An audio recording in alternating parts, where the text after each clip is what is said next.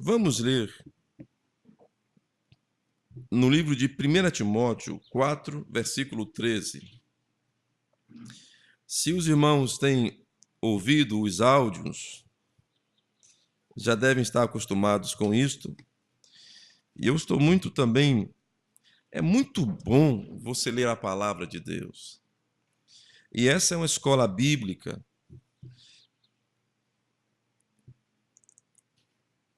E nós devemos ler a palavra. Todos acharam? 4:13.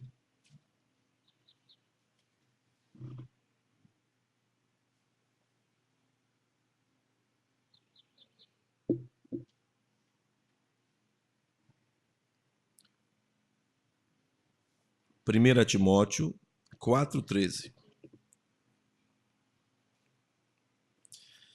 Está escrito assim: persiste em ler, exortar e ensinar até que eu vá. Senhor Deus, esta é tua palavra. Inspira-nos a todos nós agora, em teu nome, Senhor Jesus Cristo. Amém. Poder sentar. Nós estamos ensinando nos áudios, Deus tem me ajudado. Vocês têm gostado? Quem tem ouvido? Tem sido bom? Tem sido bom, não é? E assim, quem não conhece a mensagem vai conhecer. Eu já estou entrando nisto. E eu fico confiante. Você tem confiança quando você sabe, quando você encontra na palavra aquilo que você está fazendo. Paulo, ele é o pregador para os gentios, ele é o modelo. Nosso profeta, quando teve uma visão da sexta dimensão, onde estão os salvos, ele encontrou que os irmãos que ele pregou, os convertidos dele, deveriam passar por um julgamento antes de ver Jesus Cristo. E ele perguntou: e os de Paulo também têm? Ele disse: também, os de Paulo também serão julgados pelo que Paulo pregou. Então ele descansou, porque disse: eu preguei exatamente o que Paulo pregou. Exatamente o que Paulo pregou, eu preguei. Amém. Nesta manhã, também eu quero ter a segurança de pregar exatamente o que Paulo pregou. Amém? Exatamente o que Paulo pregou, não outra coisa. É verdade que nós temos muitos modismos e muitos costumes e muita coisa que vira doutrina porque todo mundo fala, todo mundo faz. Mas o julgamento ainda é um só. Um homem, um irmão com o qual eu estive outro dia, me disse uma coisa que é verdadeira. Se você pegar uma nota falsa de dinheiro e der para alguém, você está cometendo um ato ilegal.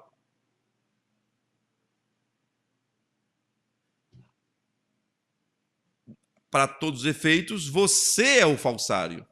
Agora veja só, você tem o costume de pegar uma cédula e analisar se ela é verdadeira ou não? Também não tenho. Eu estou errado.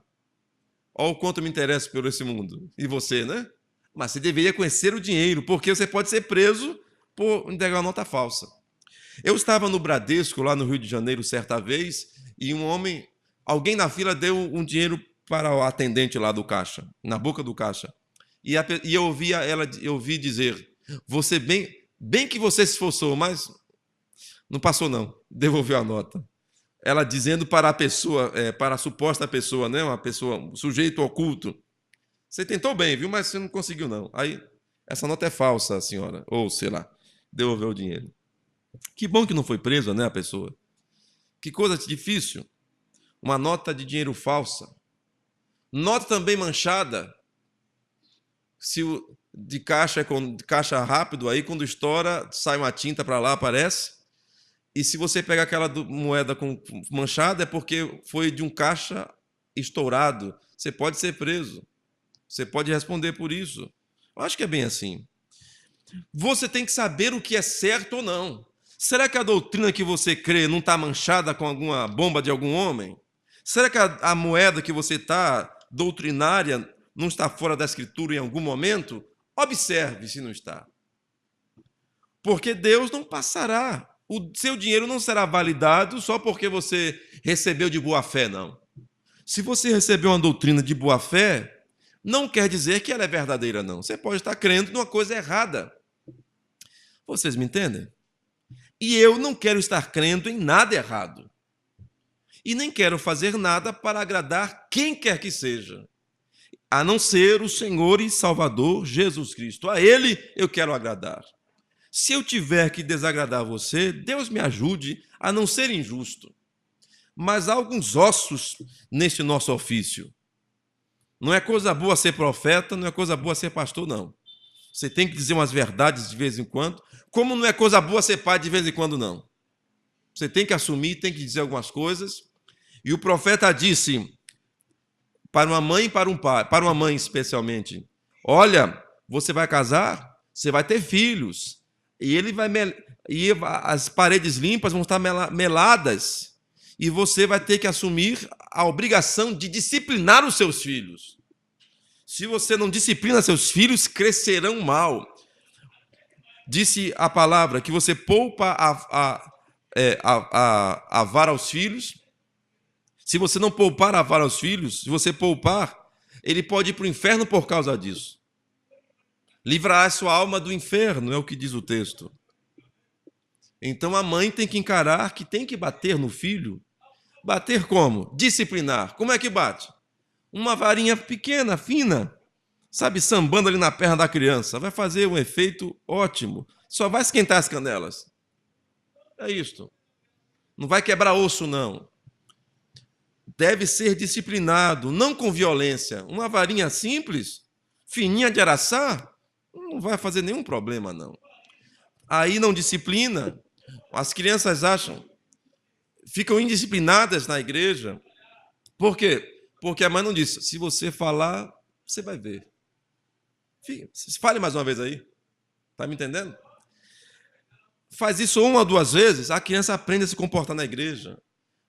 Birra, a coisa mais feia que eu encontro é aquela criança deitada no mercado fazendo birra para a mãe, esperneando no chão. Ah, se fosse lá em casa. Sabe? Era uma vez só. Mas nós temos umas mães moles que não disciplinam seus filhos. Acha bonito a criança bater na cara dela. Acha bonito. Fique achando bonito. Quando chega na adolescência, quem manda em casa? Os filhos. Nunca teve autoridade. Por isso, discipline seus filhos. É uma responsabilidade que você tem de manter a ordem em sua casa. Nós temos responsabilidade com as coisas de Deus também, de deixar as coisas completamente em ordem. Ser um pastor é difícil também, porque tem que colocar as coisas em ordem, para que tudo ande perfeitamente. Eu quero estar corretamente com a palavra de Deus, com Paulo. Por isso, nós devemos persistir em ler. Leia a sua Bíblia. Porque se você tomar uma doutrina falsa, você será condenado. Porque a Bíblia condena quem consente e quem pratica a coisa errada. Nós temos um grande privilégio em nossos dias. Nós temos um profeta. O que isso quer dizer? Posso descansar só porque creio num profeta? De maneira alguma. Judas tinha Jesus, que bem lhe fez. Coré, Datã e Abirão tinham Moisés, que bem fez. Jezabel tinha Elias, que bem fez. Acabe também tinha um profeta Elias. Geazi também tinha um profeta Eliseu, que bem fez. Vocês lembram dessas histórias? E que bem faria termos aqui Jó, Daniel e quem era o outro? Numa cidade. Certo texto da Bíblia diz: olha, mesmo que nessa cidade tivesse Jó e Daniel e mais outro, eu queimaria mesmo. Tu tiraria essas pessoas e condenaria a cidade. Porque alguns se arvoram em porque tem um homem santo no meio deles, ou porque tem um pai cristão, uma mãe cristã, e aí se esconde. Pois Deus disse: mesmo que tenha Jó, Daniel na cidade, eu livro eles e acabo com vocês. Destruo vocês, ou algo do gênero. Me fugiu o texto agora. Nós não podemos estar aqui seguros que temos um profeta. Um profeta teve uma vida correta para ele. A vida correta de William Branham não serve para mim. Vocês me entendem? Serviu para ele, para cumprir o ministério dele. E para que eu cumpra o meu, eu preciso de uma vida de santidade, santificação. Temos a grande felicidade de que para os pontos difíceis, ele tem trazido luz aos nossos dias. O que não altera a doutrina bíblica comum, porque o muito do que nós cremos sendo desta mensagem é confirmado por muitos doutores que não são da mensagem. E aqui vou fazer referência Oral Roberts, Billy Graham, Cerulo. Outro dia até o Edir Macedo falou bem do irmão Branham.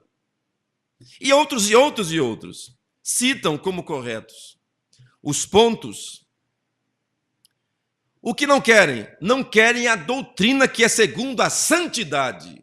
É isso que incomoda. Não me interessa se você crê que Deus... Se você entende que Deus é 3, que é 2 ou que é 1, sabe? 3 está difícil. Vou tirar o 3. Se você entende que é 2, que não é 3, é 1, é 2. Eu sei que é um só. Mas se você crê que é 2, e você vive uma vida de santificação, de limpeza, de uma vida de trabalho, de evangelismo, uma vida para Deus, eu sei onde eu vou te encontrar. Lá no céu ele vai dizer: pô, muito bem. Você deu trabalho, hein? Quer dizer, tá vendo quantos aqui agora, irmão? Um só. E por que você pregava aquela 2 lá? Mas tudo bem, entre para cá que você pregou por mim, se manteve por mim hoje me mandei por você. Até esse ponto que eu levo a doutrina, meus irmãos. Se a pessoa vive uma vida de santidade, uma vida que ama Jesus Cristo, isso é o mínimo. E é o que encontramos aqui na palavra. Muito bem. É muito bom, meus irmãos, você ocupar o seu tempo com coisas boas. Por isso, leia a sua Bíblia, leia a mensagem.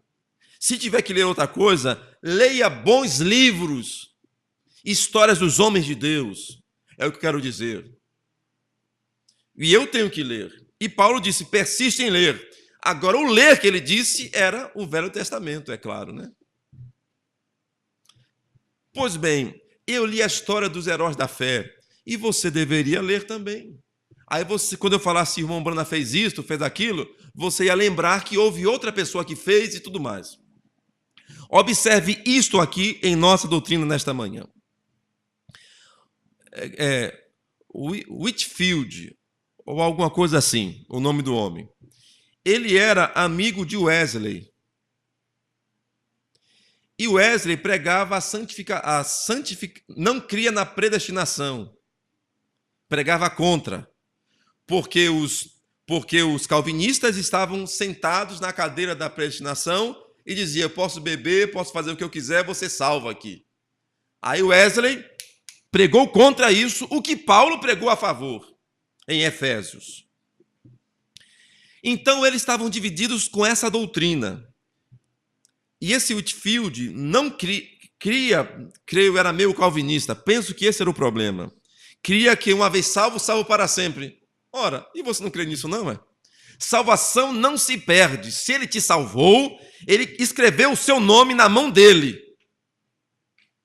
Para você se perder, só seria arrancar a mão dele fora. Não é isso que a Bíblia diz? Poderia a mãe esquecer dos seus filhos? Mas mesmo que ela se esqueça, eu não me esquecerei de ti. E disse, tem o seu nome gravado nas palmas das minhas mãos. É possível apagar o que está na mão de Deus? Não, uma vez salvo, salvo para sempre. Agora veja, será que você foi salvo? Se perdeu é porque nunca foi salvo. Muito bem. Eles tiveram um atrito doutrinário. Agora vocês escutem aqui o que eu vejo que é correto. Se você quiser, tome também como correto. Porque eu penso que é assim que assuntos doutrinários têm que ser resolvidos. Um repórter chegou para o Whitefield, acho que era esse o nome dele. Eu creio que eu tenho ele na minha pasta ali nos Heróis da Fé. Eu tenho o nome dele para você ler se você quiser. Ele disse, você acha que você vai ver o Wesley no céu? Disse o repórter. O que vocês acham que ele respondeu? Eles estavam brigados por doutrina. Você brigou com alguém por causa de doutrina? Que coisa feia. Que coisa feia. Uma tia me disse uma vez que certo irmão meu... Eu achei graça. A coisa mais horrível, Zé. A coisa mais horrível, Zé. O que foi? Eles brigaram por causa da Bíblia. Que coisa feia, Zé. Ela me disse, a minha tia. E com aquele jeito expressivo dela. Eu achei engraçado. Mas sabe, não é certo, você ficou rixado com seu irmão por causa de quê? Um assunto bíblico? Que é isso, rapaz? Faça isso não. Mas voltando aqui à história. O repórter disse, você acha, não parece mais o diabo, né? Você acha que vai encontrar o Wesley no céu? Que vai vê-lo no céu? A resposta que esmaga o diabo agora. Não, acho que não o verei, porque ele estará tão próximo do altar que eu não vou ter como vê-lo, não. Que resposta! Está vendo? Que resposta! Se você conhecesse e juntasse os irmãos das eras da igreja, esse Whitefield e tantos outros que você não conhece e nem eu conheço, você saberia o que é o Evangelho. Não é divisão doutrinária, não é isto, não. A nossa doutrina é segundo a piedade. Piedade é santidade. Seja santo, você andará perto de Deus. E isto aqui, esses homens eram eruditos. Wesley, eruditíssimo, nem sei se existe essa palavra. Um homem muito culto. Whitefield, da mesma maneira. Pregadores poderosos. Esse mesmo Whitefield, creio que é assim o nome dele. Ele, quando pregava, ele chorava. Então perguntaram a ele, por que você chora? Disse, é porque vocês não choram por vocês? Eu choro em lugar de vocês. Pregador poderoso, mas olha a atitude dele. Vivia uma vida de oração, de temor. Não ia brigar com ninguém por causa de doutrina, não é? Eu creio que é 2 deuses. Eu creio que é 1. Eu creio que é 3. Vamos brigar por causa disso? Não vou brigar. Você quer entender que são 3 deuses? Entenda para lá. Você continuará sendo meu irmão. É isto. Agora, eu falo isso de uma maneira geral. Mas nós que estamos aqui, cuidando aqui da nossa trincheira pelo Evangelho, pela verdade, sabemos que é um só. O diabo não vem aqui brigando que é 3, não, que aqui ele vai perder. Ele vem brigando que é 2, que está mais perto. O Pai e o Filho. Então nós temos esses que vêm brigar que é 2. Aqueles que pensam, lembra a Nova Jerusalém que vai descer do céu ataviada como uma noiva? Que desce do céu, a noiva que desce do céu? Então, ataviada como a noiva, Nova Jerusalém. Se você ler o texto, alguém crê que a Nova Jerusalém não descerá literalmente do céu, não. Que é uma alusão da noiva. Eu vou ler aqui. E é exatamente, meus irmãos, aqui, nesse ponto, é que eu sou o pastor da igreja. Em conseguir fazer diferença entre o santo e o profano. Porque os lábios do sacerdote guardarão a ciência. Se eu não faço isso, eu não sou um pastor. É aqui que eu sou um pastor. Um pregador é outra coisa. Vejam aqui no livro de Apocalipse, pelo final, a descida. Vou dar um exemplo aqui. A Nova Jerusalém, 21:9. E veio um dos 7 anjos que tinham as 7 taças cheias das últimas 7 pragas e falou comigo, dizendo: Vem, mostrar-te-ei a esposa. Estão me acompanhando? Amém? A mulher do Cordeiro. E levou-me em espírito a um grande alto monte e mostrou-me a grande cidade, a santa Jerusalém, que descia do céu. E tinha a glória de Deus, e a sua luz era semelhante a uma pedra preciosíssima, como a pedra de jaspe, como cristal resplandecente. E tinha um grande e alto muro com 12 portas, e aí segue. Então, há alguém que não crê que a Nova Jerusalém descerá do céu, porque a Nova Jerusalém é a esposa. Vocês acham que eu ando brigando com esse pessoal? Se você quiser crer que a Nova Jerusalém não descerá do céu, literalmente, creia à vontade. Vou brigar, eu tenho umas coisas para fazer do que brigar com você sobre esse assunto. Mas há irmãos que dizem que creem na mensagem do profeta e dizem que não haverá uma cidade que descerá do céu, não. Eles não creem nisto. Não creem, por causa disto. Mas nós cremos que há uma cidade cujo artífice e construtor é Deus. Não foi isso que Paulo ensinou? Paulo não falou isso? E querem saber uma coisa? Nós somos leigos e não me foi pedido para ser um erudito. Você não tem que ser um erudito cabeçudo, assim, cheio de intelectualidade na sua cabeça. Não precisa. Geralmente o intelectual, ele é meio atrapalhado em alguma coisa. Já repararam? É assim, irmão Carlos. Pessoal muito inteligente é meio atrapalhado, não é não? Você não é não? E o irmão Reginaldo, não?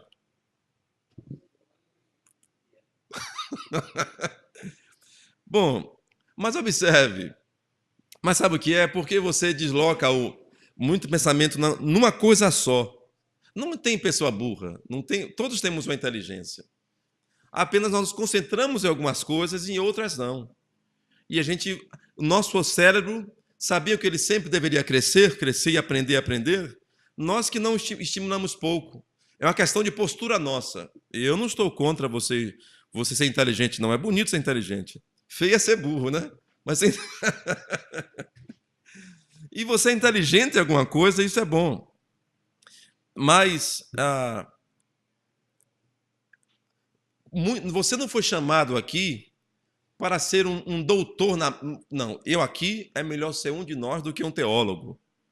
Se você for salvo e o teólogo não for salvo, é melhor ser um de nós. Mas se o teólogo for um salvo, dá no mesmo, né? Eu quero contar uma coisa engraçada. Há um irmão nosso que ele está pregando o evangelho, dividindo o conhecimento da mensagem com outra pessoa. E essa outra pessoa é uma pessoa muito, muito culta. Eu não sei se ele até pode ouvir isso que eu estou dizendo aqui agora, mas já falei para ele sobre isso. E ele cita, e ele crê num irmão que eu não tenho nenhuma referência má para citar ele. O nome dele é Watmani. Alguém já ouviu falar desse nome? Dos irmãos da igreja sem nome. E ele creio que era um coreano, não é? Um irmão. Há alguma referência má dele, irmão Álvaro? Não, né? Ok. A Coreia do Norte teve a versão do Evangelho. Coreia do Sul. Então, um cristão maravilhoso, só tem que falar de coisa boa desse irmão Watmani. E há outros irmãos maravilhosos que Deus usou. Todavia, Deus enviou um profeta, é fato.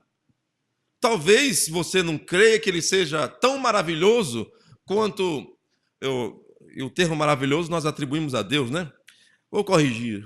Que ele não seja um homem com tão grande ministério como o William Branham foi, melhor, que o William Branham não tenha tido um ministério tão grande quanto esse irmão. Querer à vontade, eu não brigo com você, não.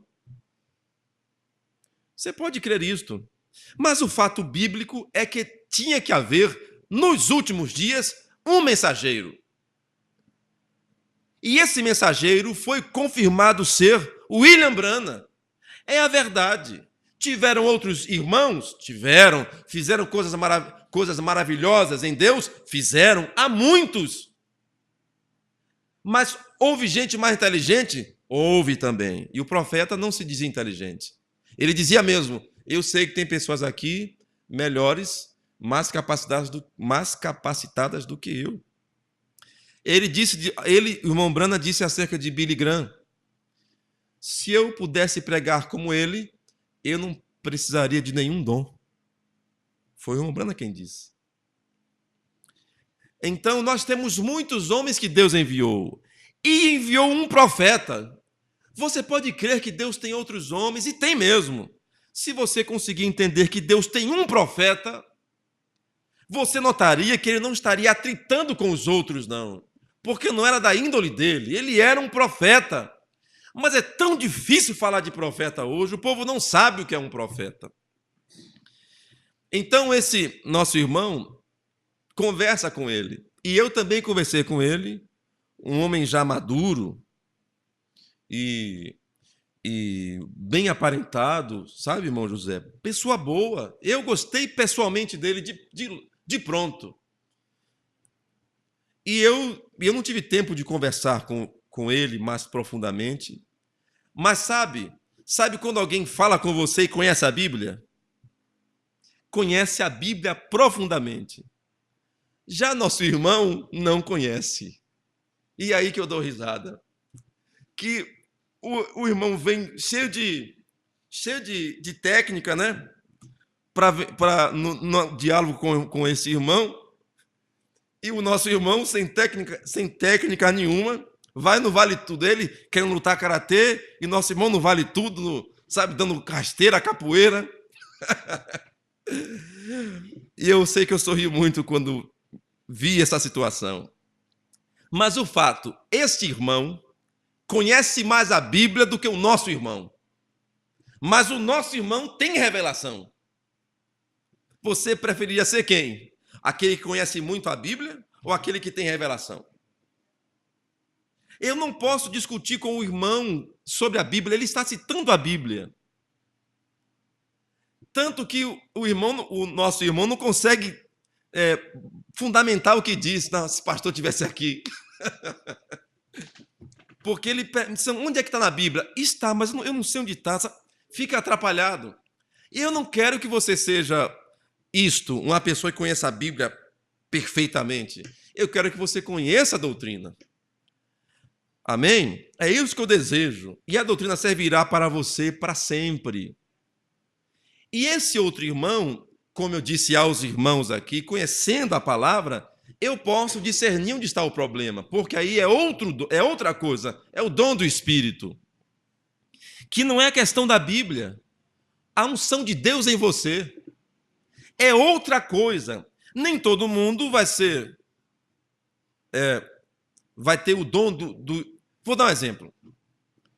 Certa irmã me contou um testemunho e que ela foi no monte receber oração. Orar. Há pessoas que gostam de ir ao monte orar. Bom, é pecado? Está errado ir no monte orar? Eu já fui no monte orar, é muito bom. Muito bom orar no monte. Muito bom. Se você tem um monte para você subir e orar, lembro do nosso querido pastor Dilson, tem um monte onde ele vai orar. Coisa boa você subir no monte, não tem som nenhum, você orando lá no monte. Se você tem um monte para subir e orar, vá nesse monte e ore mesmo. Vá para buscar a Deus, né? Não por outro objetivo. Muito bem. E esta pessoa subiu no monte para orar e ela queria uma resposta. E ela estava com um problema. É testemunho que ela me deu. E chegando lá, haviam várias igrejas no monte orando. E oração é ruim? De nenhuma forma, é bom demais orar. Agora, não pense que com orando muito você vai mudar a mente de Deus, não. Ore porque você quer falar com Deus. Está em sua presença. E como ela não ouvia a resposta que ela queria uma resposta. Ela disse que do outro grupo da igreja, de outra igreja, que não era o grupo onde ela estava, veio uma mulher e disse: os últimos serão os primeiros. E disse minha serva, ou algo do gênero, e disse as palavras que ela queria, que ela estava esperando ouvir. Uma palavra para ela: fala comigo. Porque eu sei também que alguém pode vir na igreja e espere que eu diga: olha, meu servo, esse que te digo. Que eu aponte para alguém e diga isto.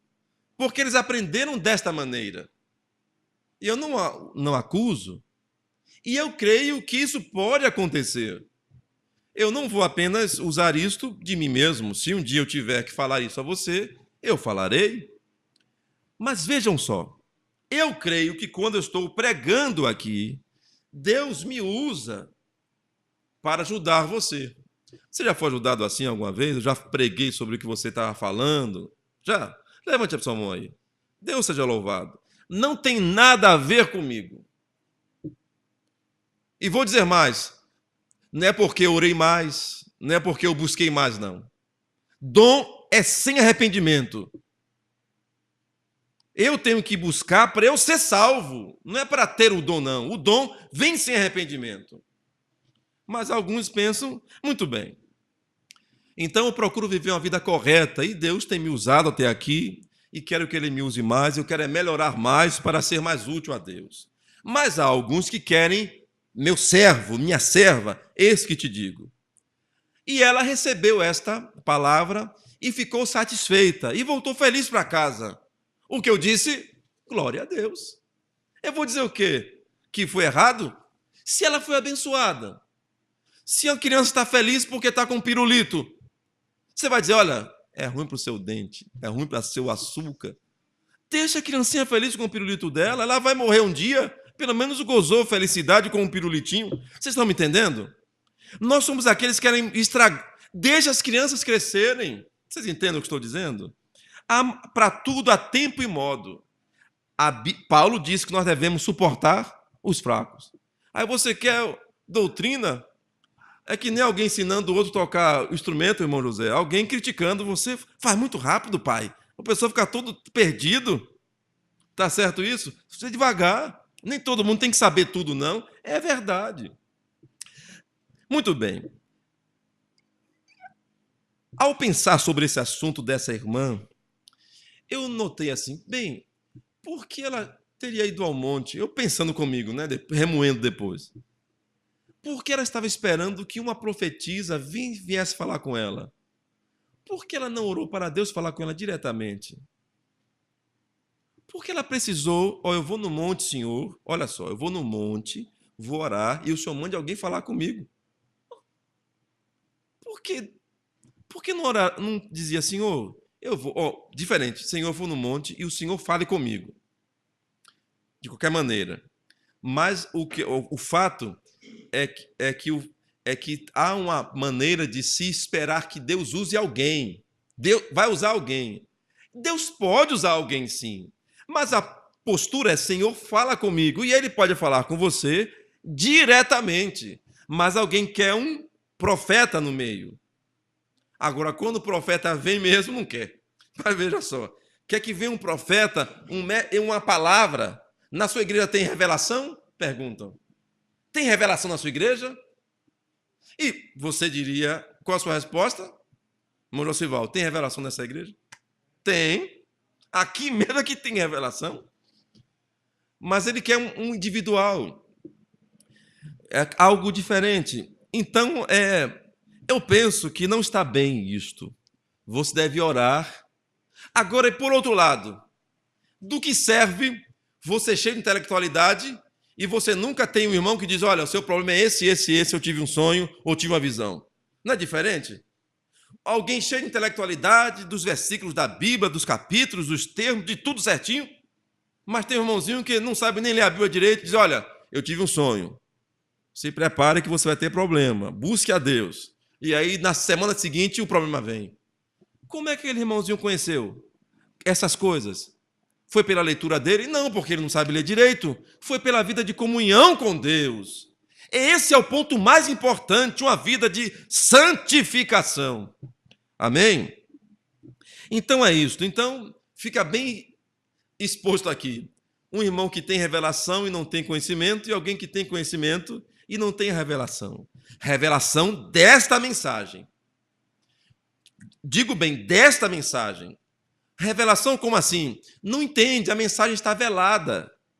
Isso é o demérito? Não, não é um demérito. Não por exemplo, se eu dissesse, você não é um médico, para mim isso é me desfazer de mim? Se alguém me disser que eu não sou médico? Não, porque eu não sou médico. Se eu disser para você, você não é da noiva, isso é um demérito? Não. Há um povo que vai para o céu que não é a noiva. Só que ele não teve revelação para ver isto. Ele é tão crente quanto eu sou. Só que ele não conseguiu ver a mensagem. Porque a mensagem não é para todos, é para alguns. É como eu quero dar esse exemplo, que eu penso que você é algo do nosso comum. Nós temos eu lembro que quando eu estava na Marinha, tinha uns 5 homens com roupa de mergulho, todos bem preparados, pareciam, sei lá, sabe, bem musculosos, mas não era um músculo de halterofilismo, não. Era diferente. Eles eram nadadores. Eles eram dos Coman, creio que eram os MEC, mergulhador de combate. São da Marinha, mas são e eu era marinheiro também, não era de combate. Eles eram preparados para a guerra. Depois eu soube qual era o treinamento deles. Pouquíssimos se formam mergulhadores de combate, porque a rotina é muito dura. Então, muitos podem ser marinheiros. Pode ser. Mas mergulhador de combate? Só poucos. O salário deles é maior? Às vezes não. Nem ganha mais do que o outro. Mas eles são preparados. Também nós temos na Polícia Militar o BOPE, aquela tropa mais específica. Você sabe, se você tivesse um problema, você pode achar que eles são violentos.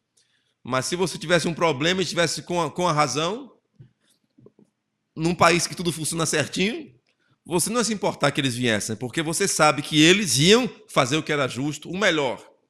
Nem todo policial é do BOPE, da tropa de choque, dos melhores, não são. Por quê? Porque não tem preparo.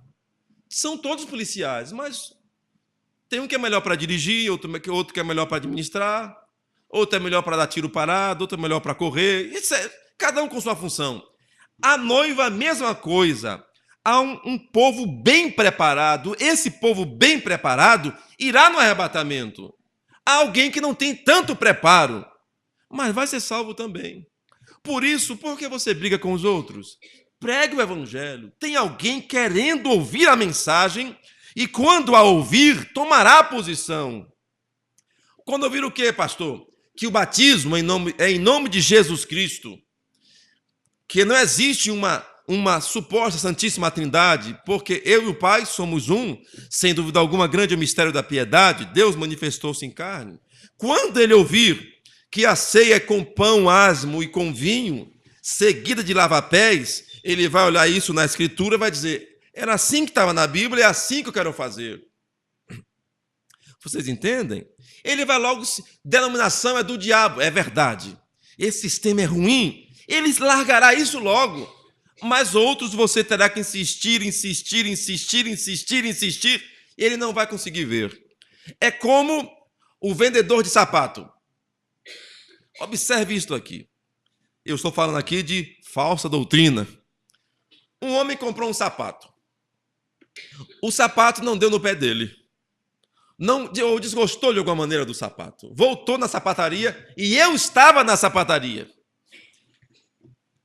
Disse: seu sapato você comprou, portanto, teve esse desconto. Teve um desconto no sapato. Agora, eu não quero esse sapato não, meu irmão. Tudo bem. Vai fazer como? Vou trocar por outra coisa. Ok.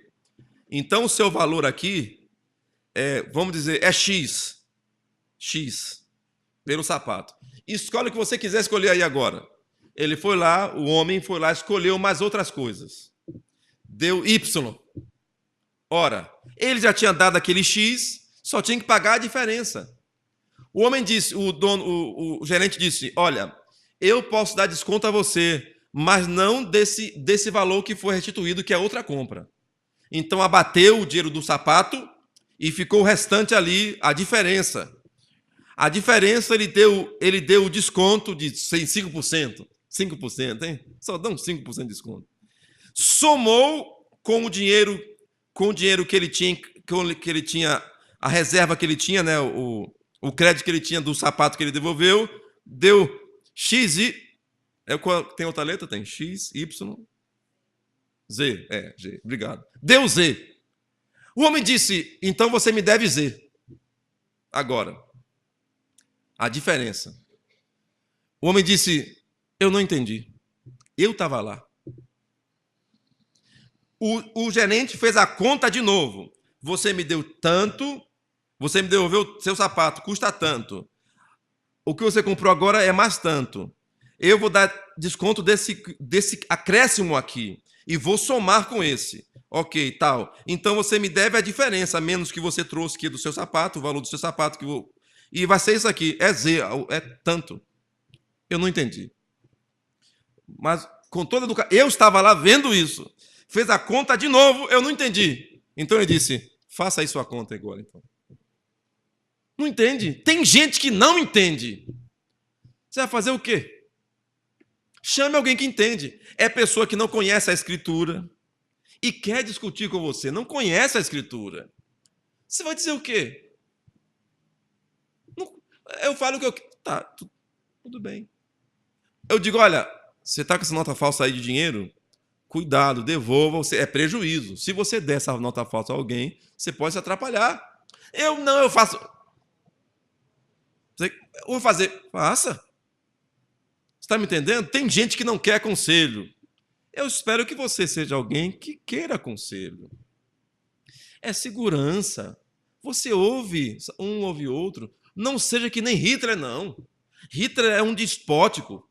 Perdeu a guerra porque ficou querendo se vingar, creio que foi da França, em vez de combater, em vez de agir com lógica, em vez de machucar o oponente, realmente causar prejuízo ao oponente com seus recursos, com seu combustível, com sua alimentação, ele preferiu fazer outra investida. Você encontra, acho que era a raposa do deserto, era o coiote do deserto. Um livro desses eu folheei numa biblioteca, numa livraria certa vez. Ele queria isso, ele queria se vingar, não quis agir com... Pois é, não quis o conselho. Não quis conselho, Hitler? Você vai perder. Portanto, queiramos nós o conselho de Deus. Né? E o conselho de Deus é: persiste em ler. Pois bem, há alguns que creem que a Nova Jerusalém não vai descer literalmente do céu. Eu nunca preguei sobre isso. Já preguei? Vai ou não descer, irmão Antônio? Vai, né? Vai. Os montes se fenderão. O profeta falou sobre essas coisas. E alguns pontos são realmente complicados. E pregar sobre eles, a não ser que eu tenha uma revelação, é só arrotar grosso. É como se me aparecer aqui. Está entendendo? Falar de coisas grandiosas com soberba. Isso não vai melhorar minha vida. Isso não me dará santificação. Eu conheço pessoas, eu tenho visto isto com as doutrinas maravilhosíssimas, sabe? Doutrinas e uma vida ruim, você não ia querer andar com ele, nem trabalhar com ele. Que crente é esse espiritual que você não quer viver perto dele? Não tem sombra. Não é como um pé de caju que dá aquela sombra grande, ou pé de amendoeira. É como um pé de espinho, de mandacaru. Você não pode nem se. É fininho, e se você se encostar atrás dele, você pode ser até furado para procurar a sombra. Mandacaru. Um cristão, ele tem sombra, companheirismo. Sabe, meus irmãos? E sem companheirismo, sabe o que acontece? A árvore morre. Se a árvore não tiver folhas e o sol for contra ela, o que vai queimar? Vai secar. Por isso que nós queremos, irmãos, estar em companheirismo, porque nós servimos de sombra uns para os outros. Se você rejeitar isto, se você rejeitar o companheirismo, você secará. Por isso, o diabo, nosso inimigo, sabe, ele quer nos dividir, então nunca aceite divisão. Se alguém tem uma doutrina errada, ame-o do mesmo jeito, não receba a doutrina. Se alguém está causando tumulto na igreja, no caso local aqui, então ele deve ser tratado com amor, com carinho. O profeta diz que ou ele se tornará um de nós, ou ele irá embora. Disseram, eu vou fazer um grupo, um círculo, e vou colocar o irmão Brando do lado de fora. Alguém que queria rejeitar o irmão Brando, não é isso? Esse que queria fazer um círculo e colocar o irmão Brando do lado de fora, ele queria rejeitar o irmão Brando, não é isso? O irmão Brando disse, pois bem, farei eu um círculo maior e colocarei ele dentro. Quer dizer, então, e hoje, se tem alguém que não crê no irmão Brando, o que você vai fazer? Fazer um círculo menor, botar ali fora? Não é diferente? Quer dizer, eu vou amar alguém que não é da mensagem? Exatamente. Vai incluir ele? Exatamente. Quem pregou no sepultamento do irmão Brana foi alguém que não é dessa mensagem. O irmão Brana não era denominacional. Nós também não somos. Agora temos uma doutrina, que é a doutrina do apóstolo Paulo. Deixa eu voltar aqui. 1 Timóteo, voltando a Timóteo, no capítulo 4 ainda, no verso 8, olha o que está escrito aqui. Porque o exercício corporal para pouco aproveita. Se é pouco, é porque tem algum aproveitamento, não é? Um homem me disse certa vez. Para pouco aproveita. Então tem algum proveito, né? Tem algum proveito. Mas é pouco. Mas a piedade para tudo é proveitosa, tendo a promessa da vida presente e da que há de vir. Muito bem. O que é a piedade é santificação. Piedade, se você olhar no dicionário, tem a ver com uma vida de religiosa. E você sabe, e aí começam com as palavras que seguem-se de outras palavras para dizer isto. E você entende que piedade é uma vida de santificação, uma vida de, que é o quê? Religiosidade, que é o quê? Oração, leitura de Bíblia, jejum, perseverança, adoração. Piedade é isto. Uma vida assim é proveitosa para tudo. É como um exercício. Eu gosto muito da verdade. Da verdade. Nós temos muito com que nos entreter hoje em dia. Cuidado com entretenimento, com diversão, distração. Mas isto aqui, você pode pegar qualquer verdade e aplicar com a palavra de Deus e usar para você. Lembram? Eu me interessei para ver aquele documentário de artes marciais, né? Eu contei aqui para os irmãos. E tinha uma mulherzinha que era Kung Fu, irmão Josival, cobra. Kung Fu cobra. A mulher treinava isso. E Se quiser ensinar alguém aqui no Brasil também, você pode botar sua mulher para estudar Kung Fu Cobra. Viu, irmão Hamilton?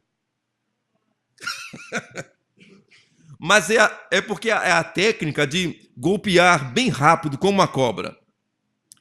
Aí fizeram o teste, diz que a cobra consegue dar um bote com 4 metros em um segundo, é a distância que ela percorre. 4 metros em 1 segundo é a velocidade da cobra.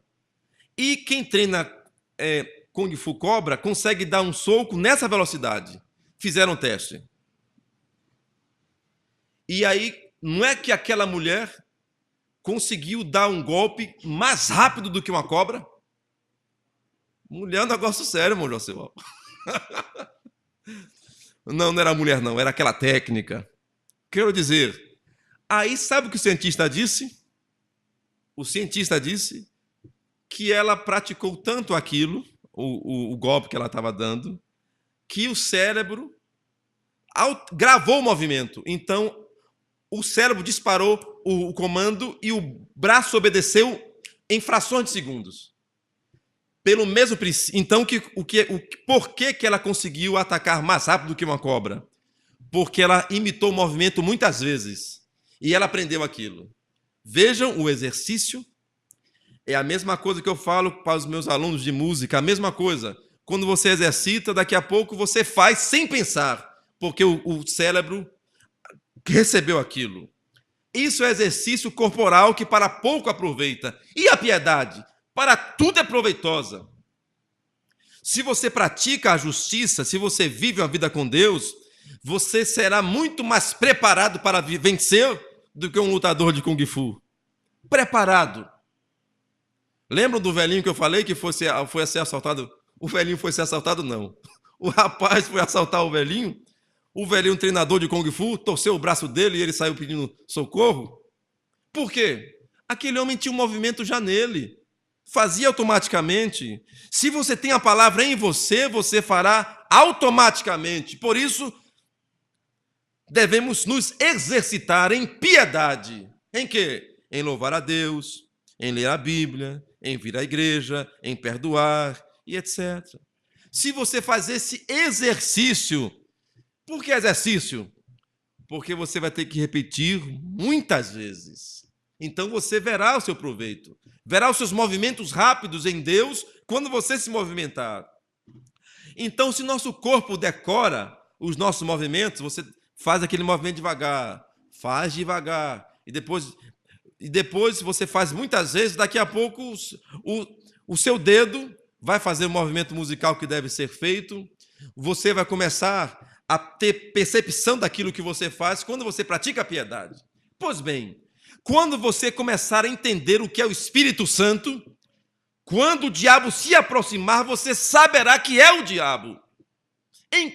Pode ser em mim ou em qualquer outra pessoa. Você saberá que é o diabo. Porque você... Não, pastor, hoje está muito espiritual, não. Ele falhou hoje. Você vai saber. É isto. E eu vou saber também de você. Você não pode se esconder de alguém que tem o Espírito Santo. Nem alguém que tem o Espírito Santo pode se esconder de você. Está me entendendo? E quando alguém não tem, você sabe. Você não... O irmão Brana ia orar pelos enfermos. E as pessoas vinham na plataforma. E o irmão Peregrin, o qual tive o privilégio de conhecer, estava de lado certa vez, e ele disse: bem-vinda, minha irmã. Bem-vindo, meu irmão. E a outra disse: você não é um cristão. Ele dizia: você não é um cristão. Ele não tratava como um irmão ou como uma irmã. Peregrin perguntou assim: por quê? Como é que você sabe que ele é irmão ou não? O irmão Brana disse: é uma revelação? Não. Ele disse que quando a pessoa se aproximava, ele sentia um espírito de boas-vindas. Será que você também não já sentiu isso com pessoas? Uma pessoa chega, você, sem palavras, ela como disse, era como dizendo, bem-vindo, que bom ver você, mas sem palavras. Um espírito de boas-vindas quando alguém tem o Espírito Santo. Mas quando alguém não tem o Espírito Santo e você chega perto dela, no espírito você sabe que você não é bem-vindo, Que bom que você veio, a boca diz, mas o coração diz, por que você veio? Agora me incomodou. Já chegou você em algum lugar e que incomodou por sua presença? Aí você ficou todo estranho, o que eu estou fazendo aqui? Tudo bem para funcionar, mas parece que o errado ali é você, não é o seu lugar. Então, busque você o Espírito Santo. Pratique isto. Quando você estiver na presença de alguém, você saberá quem é. Você discernirá e não será discernido. Você já sabe. Como é que alcança isso? Como é que alcança o movimento mais rápido do que um de uma cobra no Kung Fu? Fazendo 1000 vezes, milhares de vezes, durante muitos anos. Como é que você alcança a ser um bom músico treinando muitos anos? Como é que você alcança a ser um cristão correto? Praticando todos os dias. É bem simples. Não tem nada místico aqui, não. É bem simples. Primeira vez é difícil, a segunda vez difícil, a terceira menos difícil, e até que você me falou isso e isso, eu não disse nada. Se fosse outro tempo, sabe? É porque faz tempo que você é crente. Se você fosse crente recentemente, talvez você falasse. Deus tenha misericórdia de nós, né? Por fim, irmãos, em Timóteo, no final do livro, eu quero deixar isso aqui, ó. Final do livro de Timóteo, do primeiro, claro, da primeira carta. Versos 20 e 21. Isto é Paulo dizendo: Ó Timóteo,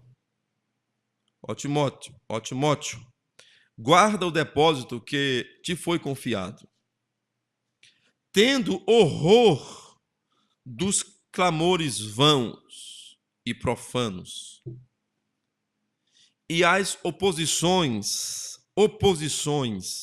da falsamente chamada ciência, a qual, professando-a alguns, se desviaram da fé. A graça seja contigo.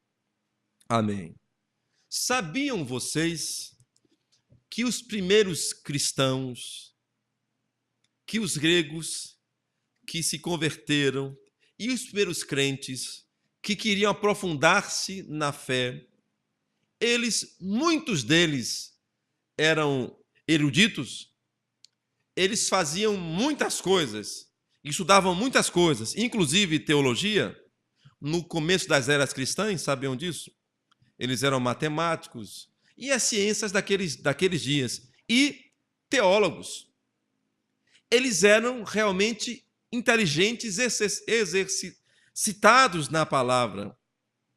Mesmo um deles, talvez Álvaro me ajude, não sei se era... Não era, creio que não era Sócrates, não. Era outro, um desses era um cristão. E era um filósofo. Eles eram tanto filósofos que a filosofia aborda o conhecimento de uma maneira geral.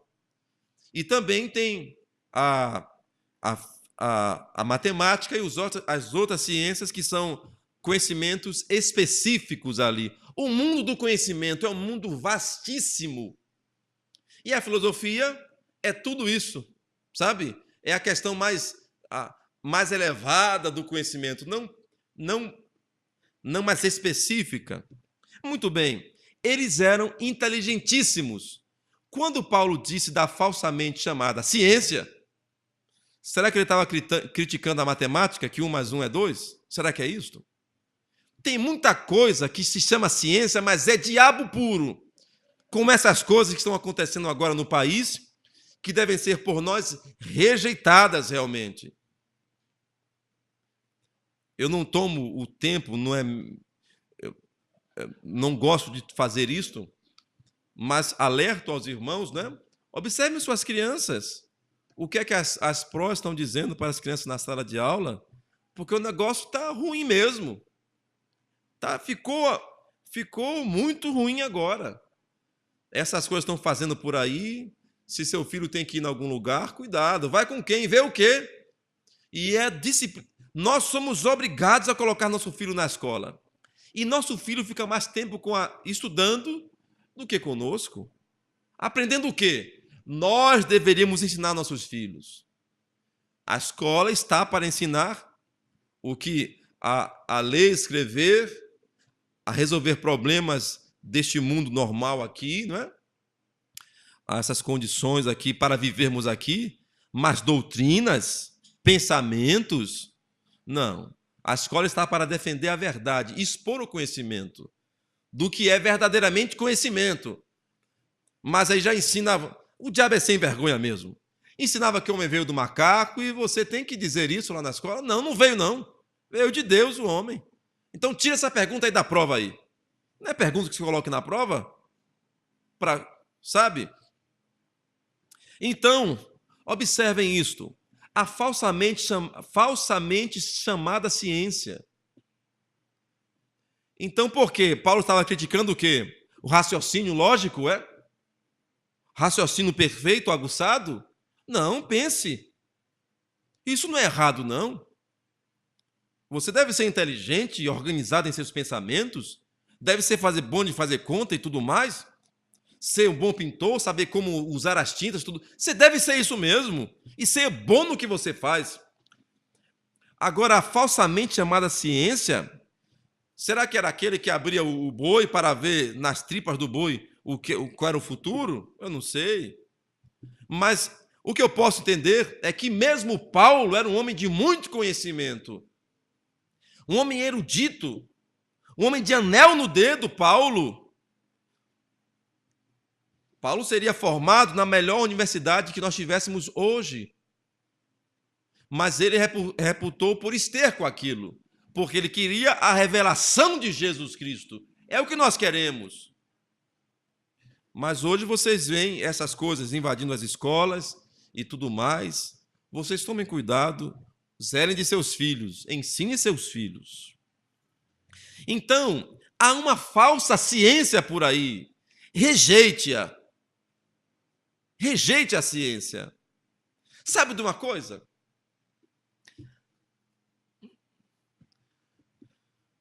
Nossos pais se criaram comendo banha de porco, não foi? Olha como nós somos bestas. Nós somos todos uns bestão mesmo. Nossos pais... Irmão José, quando sua mãe queria fritar um peixe lá para o senhor, ela usava o quê? O senhor lembra? Banha de porco? Toicinho de porco. O senhor tem que idade hoje, irmão José? 86. Fez um mal danado para o senhor, não foi, essa banha de porco? Aí. Hoje, banha de porco não mata, não sei o quê. Conversa fiada. Mentira. Aí o irmão Brana disse, se você comer tudo o que a televisão te diz para você comer, em uma semana, em um mês você está morto. Foi o que o profeta disse. Sabe? Tomando que suco. Vai tomar que suco? Aquele negócio adoçado, cheio de química dentro ali. Pois é, a ciência diz uma coisa, depois diz outra, diz uma coisa, depois... Não vá pela ciência, não, vá pela palavra de Deus. Agora, não é todo cientista. Porque se você se aperfeiçoa em conhecimento, você pode dizer que você é um amante do conhecimento. E ciência e conhecimento não são a mesma coisa? Agora, observe, você precisa ter um cerne, um centro. E o centro é a palavra de Deus. Está vendo? Veja como a palavra diz para você fazer. Agora, tudo que o homem coloca a mão piora. Piora. Então procure tudo que o homem não pôs a mão. Você vai viver melhor. Sabe? Como um alimento que o homem não pôs a mão. Um peixe. Ele pôs a mão, mas só pescou do mar. Então pegue como um peixe do mar. Aquele frango que ciscou no esgoto. Pois é, aquele bichinho do esgoto, o seu corpo vence. Mas o bichinho que foi injetado para a galinha crescer, o seu corpo não vence, não. Sabe? Vá pelo natural. Nós bebemos só água encanada. Muito bem. O esgoto é tratado e nós bebemos a água do esgoto tratada. Muito bem, você é o camarada evoluído. Água de fonte eu não bebo, tenho nojo. Tudo bem. Coca-Cola você bebe, não é? Não tem nojo? Pois é. Olha, tem cheio de verme. Verme é um bicho e você é outro. O que mata o bicho pequeno mata o bicho grande, que é você. Sabe? Nós temos que ir para o interior. Vai comer um negócio, cai uma mosca, a pessoa tira e come. Vai fritar uma carne, tem ovinho de mosca? Não, tira com a faca, frita, come. Não quero isso, ovinho de mosca. Tá entendendo? Nós somos cheios de... E frita, não, coloca com tudo. Você bota uma carne para assar no sol, a carne de sol.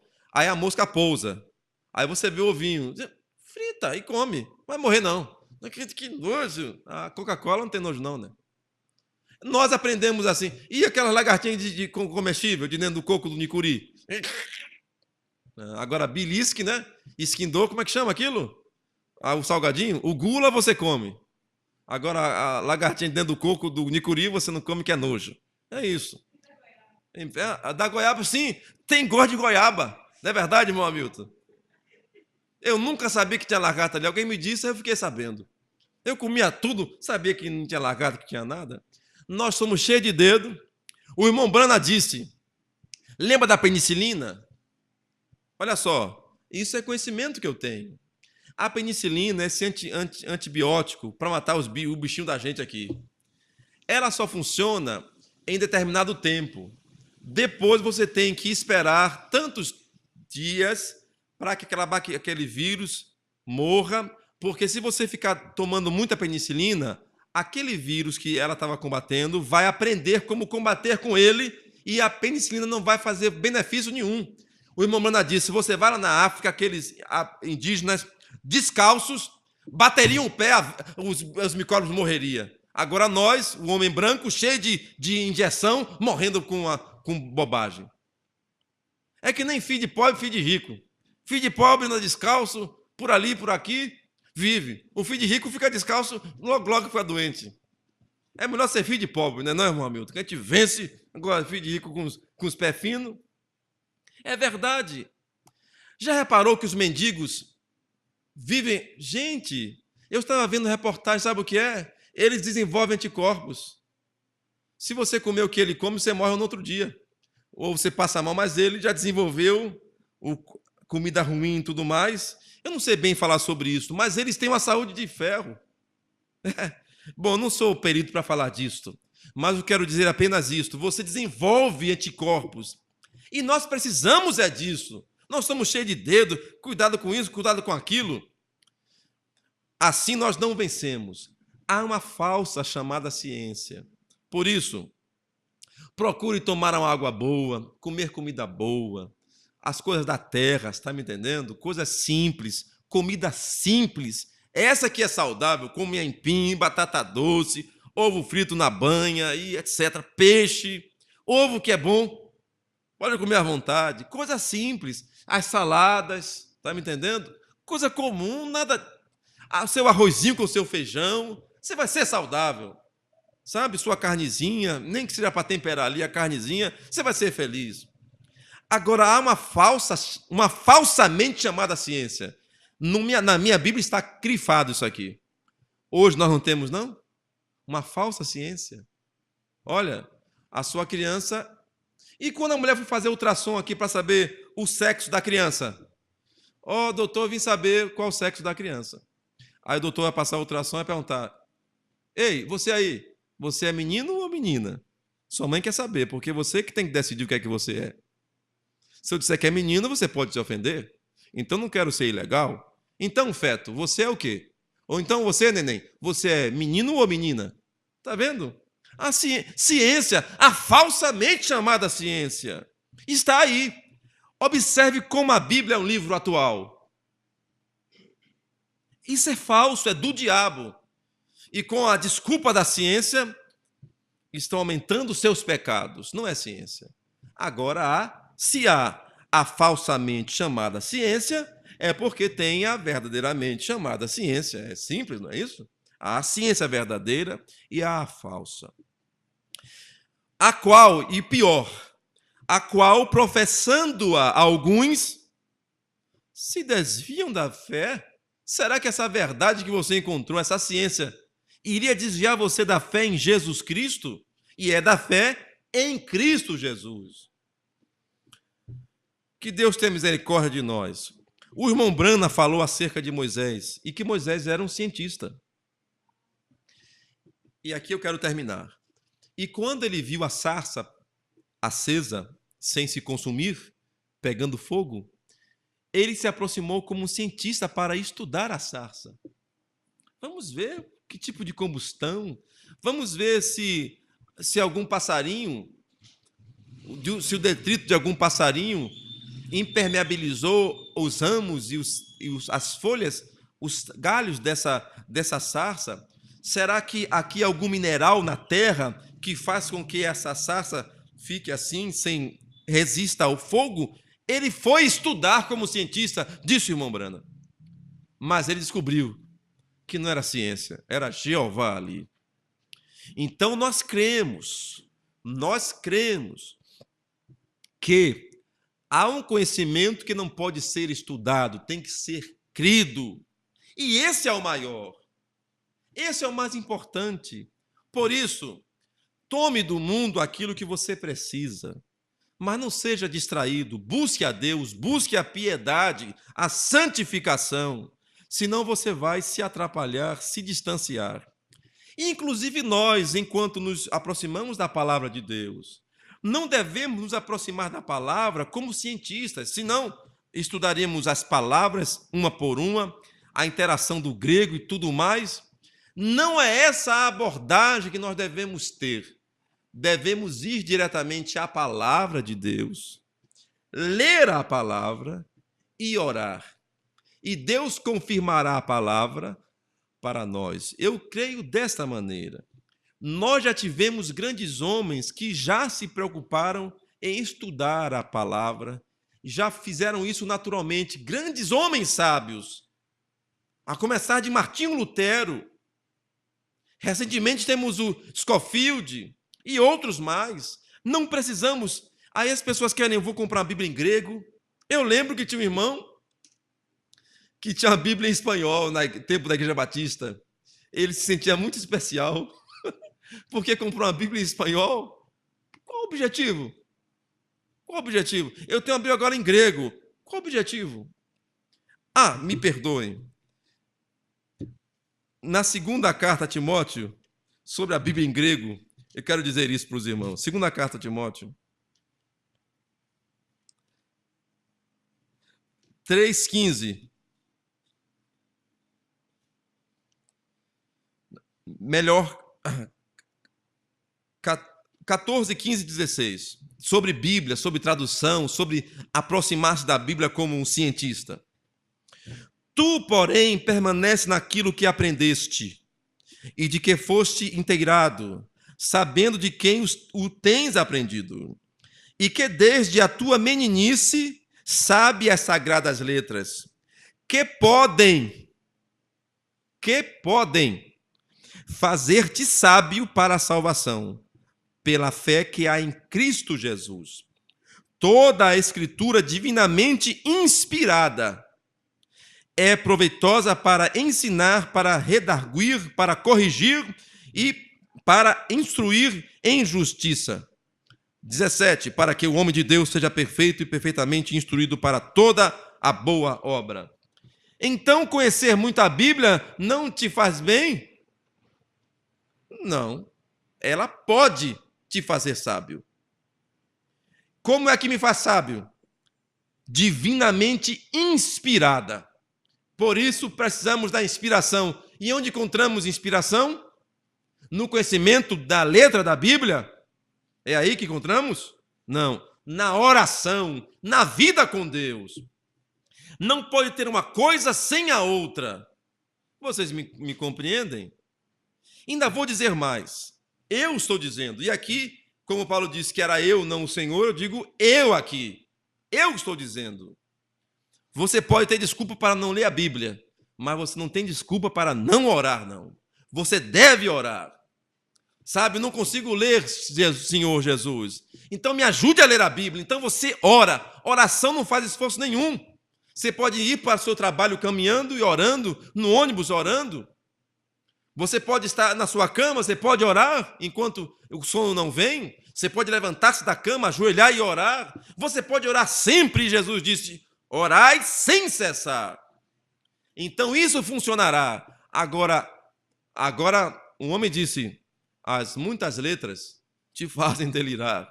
Não foi isso que disse? Isso foi bem uma crítica. Paulo não estava delirando.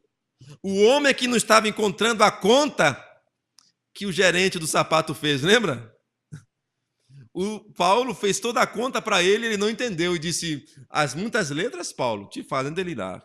Eu não creio que a Bíblia faz alguém delirar. Ele fica consciente, perfeito, equilibrado. Mas parece que muita Bíblia e muita mensagem do irmão Branham fez as pessoas delirarem, saírem da Escritura, perderem o equilíbrio. E é fácil. Gostaria que esses se encontrassem com aquele amigo que eu disse, aquele irmão que eu citei. Eu não citei o irmão? Aquele irmão que conhece muito a Bíblia, discutindo com o nosso e conversando com o nosso irmão. Eu queria que um desses encontrasse um homem como esse, instruído na Escritura. Eles encontrariam que argumento, só por argumento, não resolveria, não. Nós precisamos da unção do Espírito Santo. E encontramos como isto? Vivendo uma vida de piedade, que é santificação. E a palavra piedade, em inglês, como é que é, irmã Kézia? Godness.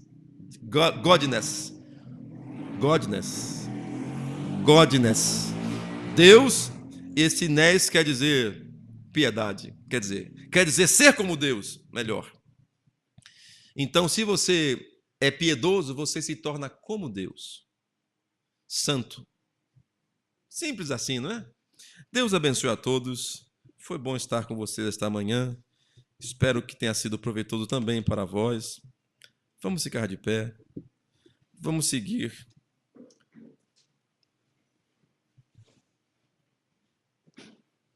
Vamos seguir. Eu recebi isso de um irmão e eu achei tão bom, irmãos, e que eu vou ler para os irmãos. De pé como estamos mesmo.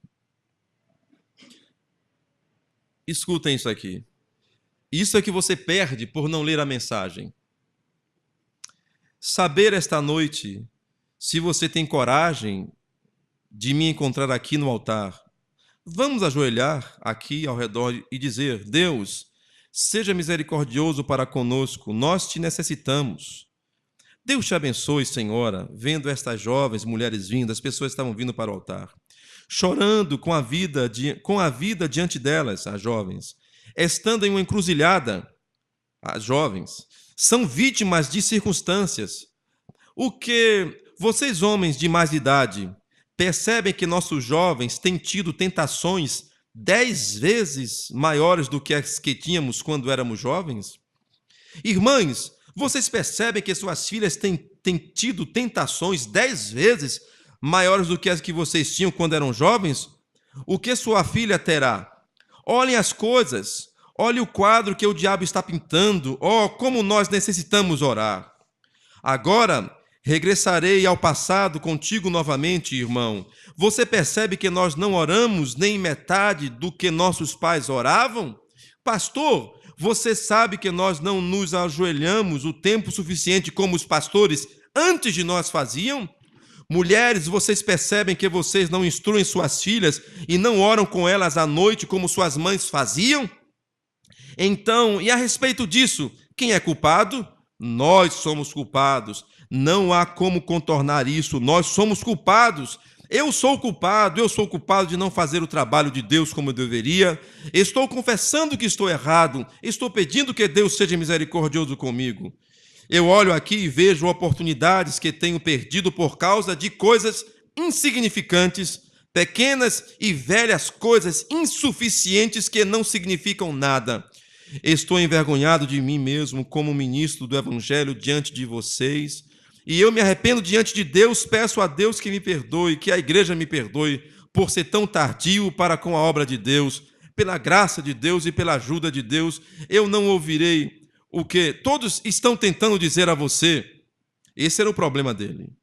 Todos estão tentando dizer a você que faça alguma coisa, eles têm um programa, eles têm algo para você fazer. Tolices! Tolices, irmão Branham. Porque eles estão tendo um programa, vem aqui fazer isso, vem aqui fazer aquilo. Tolices. Eu conheço o programa de Deus. Você conhece? Eu conheço o programa de Deus. Está escrito na Bíblia, e estou envergonhado de mim mesmo como ministro do Evangelho. Tenho ganhado 1 milhão de almas. Eu deveria ter ganho 10 milhões e estou atrasado. E você? Quantas almas você ganhou desde que você tem estado em Cristo? Cristianismo simplesmente vai de um para outro. De um para outro. Se você é crente, cristão, logo alguém perto de você será um cristão. Vai de um para outro. Quantas almas você ganhou desde que você tem sido um cristão? Se você não está ganhando almas, você é culpado. Eu falei sobre isso, lembram? Você é estéril. Você tem trazido vergonha sobre a igreja e o evangelho. Quantas pessoas você conseguiu trazer para a reunião de oração de quarta-feira à noite? Se você não está fazendo isso, deveria estar envergonhado de si mesmo diante de Cristo. Você é culpado e seu lugar é no altar. Eu o convido para vir comigo ao arrependimento. E vocês inclinarão suas cabeças e permanecerão com as cabeças inclinadas por um minuto enquanto eu sinto minha culpa e gostaria de me arrepender. Mensagem um profeta envergonhado. 34 aqui. Penso que 33 e 34. Fechemos nossos olhos. Senhor Deus, esta é a palavra de um profeta, e esta é a tua palavra. Ó Senhor, também, Pai, me sinto envergonhado do meu trabalho, do que tenho feito, Senhor. Há muito para fazer. E tu sabes das minhas orações, tu sabes o que eu tenho falado contigo, não somente eu, mas meus irmãos comigo. Cada oração não é esquecida por ti, e tu sabes as nossas lutas e nossas dificuldades. Mas eu não quero, Senhor, ser assim, e sei que meus irmãos também não querem ser dessa forma. Querem viver vidas que te honrem, que te agrade, Senhor. Querem trazer almas para o teu reino, Senhor. Nós temos tido dificuldades, opressões, Senhor. Eu estou convencido, Pai, que é o diabo aqui. Pedimos, te peço, Senhor, por tua graça, nos dá a condição de vencer Satanás aqui nessa cidade. Dificuldade para vir à igreja, Senhor, para um culto, Senhor. Eu mesmo sinto, Pai, dificuldade, lutas, e é uma coisa e é outra, mas sabemos como vencer. Oração. Pedimos então, Senhor Deus, que nos ajudes tu a orarmos. Nos coloque um peso por oração em nossos corações e que essa chama que se acenda em nós atinja os nossos vizinhos e parentes. Pedimos por um avivamento, Senhor, que comece em cada um de nós. Que não sejamos só mais ouvintes, e sim praticantes da palavra de Deus.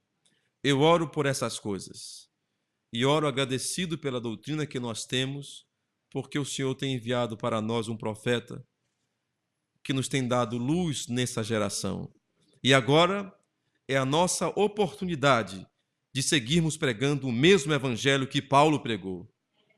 Nos ajude e nos perdoe. Nos concede acelerarmos o nosso passo, vendo que o dia da redenção se aproxima. Em teu nome, ó Senhor Jesus, nós te oramos, agradecidos. Amém. Diga: Deus abençoe a seu irmão.